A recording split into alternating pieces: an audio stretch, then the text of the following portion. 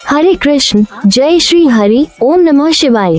प्रिय भक्तजनों, आज आप देवाधिदेव बृहस्पति देव की वो दुर्लभ कथा सुनेंगे जिसके श्रवण मात्र से दरिद्रता का नाश होता है और सोया हुआ भाग्य जाग उठता है। आइए एकाग्रचित होकर भारतवर्ष के एक प्रतापी राजा और उसकी अभिमानी रानी की इस कथा में प्रवेश करते हैं। यह क्या पागलपन है? राजा दिन रात राजकोष लुटाते रहते हैं, न धन का मोह न भविष्य की चिंता।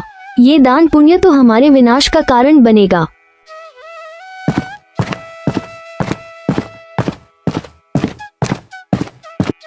देवी, दान से धन घटता नहीं बल्कि पवित्र होता है। गरीबों की दुआएं ही हमारे राज्य की रक्षा करती हैं। मुझे ऐसी दुआएं नहीं चाहिए जो महल खाली कर दे। मेरी तो इच्छा है कि न रहे ये धन और न रहे आपका ये दान करने का झमेला। न रहेगा बांस न बजेगी बांसुरी। राजा शिकार पर गए हैं। महल के द्वार पर साक्षात बृहस्पति देव साधु वेश में आते हैं। नारायण हरि, भिक्षाम देहि। माते, इस साधु को भिक्षा अर्पित करें। हे साधु महाराज, मैं इस दान पुण्य से तंग आ चुकी हूँ। मेरे पति सारा धन लुटा देते हैं। आप मुझे कोई ऐसा उपाय बताएं जिससे ये सारा धन नष्ट हो जाए और मैं शांति से रह सकूं। देवी, तुम अत्यंत विचित्र हो। लोग पुत्र और लक्ष्मी के लिए तरसते हैं और तुम उसे त्यागना चाहती हो। यदि धन अधिक है तो प्याऊ बनवाओ, अनाथ कन्याओं का विवाह कराओ, धर्मशालाएं बनवाओ। इससे लोक और परलोक दोनों सुधरेंगे।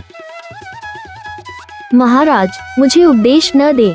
मुझे ऐसा धन चाहिए ही नहीं जो हर जगह बांटना पड़े। यदि तुम्हारी ऐसी ही हट है तो सुनो। गुरुवार के दिन घर को गोबर से लीपकर पीली मिट्टी से सिर धोकर स्नान करना, भट्टी चढ़ाकर कपड़े धोना और मांस मदिरा का सेवन करना।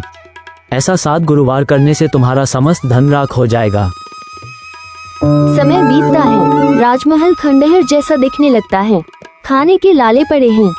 रानी ने वही किया जो साधु ने कहा था। देखते ही देखते राजा की संपत्ति नष्ट हो गई। स्थिति यहाँ तक आ गई कि 7-7 दिनों तक अन्न का दाना न मिला। रानी, यहाँ मुझे सब जानते हैं। इस दरिद्रता में यहाँ रहना असंभव है। मैं परदेश जाकर मजदूरी करूँगा। राजा जंगल में लकड़हारा बनकर रहने लगता है। रानी और दासी भूख से बेहाल हैं। दासी, मेरी बहन के पास जाओ। वो बहुत धनवान है। उससे कहना कि तुम्हारी बहन भूखी है, कुछ अनाज दे दे।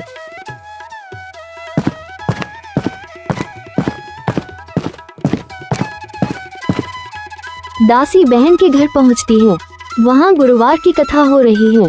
बहन मौन व्रत में है और उत्तर नहीं देती। दासी अपमानित महसूस कर वापस आती है।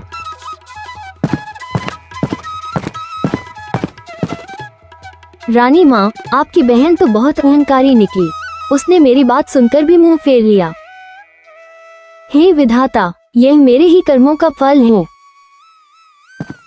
रानी की बड़ी बहन घर आती है और सारा भ्रम दूर करती है। बहन, मैं गुरुवार का व्रत कर रही थी, इसलिए नहीं बोली। देखो, भगवान बृहस्पति सबकी मनोकामना पूर्ण करते हैं। अपने घड़े में जाकर देखो। दासी घड़े में हाथ डालती है तो वो सोने जैसे पीले अनाज से भरा मिलता है। चमत्कार। रानी माँ, जब कथा और व्रत से इतना सुख मिल सकता है तो हम भी यह व्रत करेंगे। राजा जंगल में दुखी बैठा है। तभी साधु वेश में बृहस्पति देव प्रकट होते हैं। हे लकड़हारे, इस सुनसान वन में तू क्यों विलाप कर रहा है? महाराज, मेरा भाग्य मुझसे रूठ गया है। मैं राजा से लकड़हारा बन गया। राजन, तुम्हारी रानी ने बृहस्पति देव का निरादर किया था, पर अब पश्चाताप का समय है। तुम गुरुवार का व्रत करो। 2 पैसे के चने और मुनक्का लेकर कथा करो। लोटे में जल भरकर अमृत तैयार करो और सपरिवार उसे ग्रहण करो। तुम्हारे सब कष्ट कट जाएंगे। महाराज, मेरे पास तो चने खरीदने के भी पैसे नहीं हैं। तुम चिंता न करो। आज जब तुम लकड़ी बेचने शहर जाओगे तो तुम्हें दुगना दाम मिलेगा। राजा लकड़ी बेचता है, उसे बहुत धन मिलता है। वो गुड़ चना लेकर कथा करता है। इधर रानी और दासी भी महल में व्रत करती हैं। बृहस्पति देव की कृपा ऐसी हुई कि राजा का राज्य वापस मिल गया। रानी का अहंकार चूर हो गया और वो अब दान पुण्य में समय बिताने लगी। रानी माँ, देखिए, जब आपने धन का अपमान किया तो वो चला गया। अब जब भगवान ने कृपा की है तो इस धन से भूखों को भोजन कराइए और शुभ कार्य कीजिए।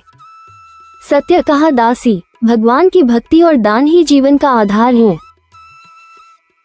जो भी भक्त इस पवित्र महाकथा को पढ़ता है, सुनता है या दूसरों को सुनाता है, उसके जीवन की समस्त दरिद्रता, रोग और शोक नष्ट हो जाते हैं।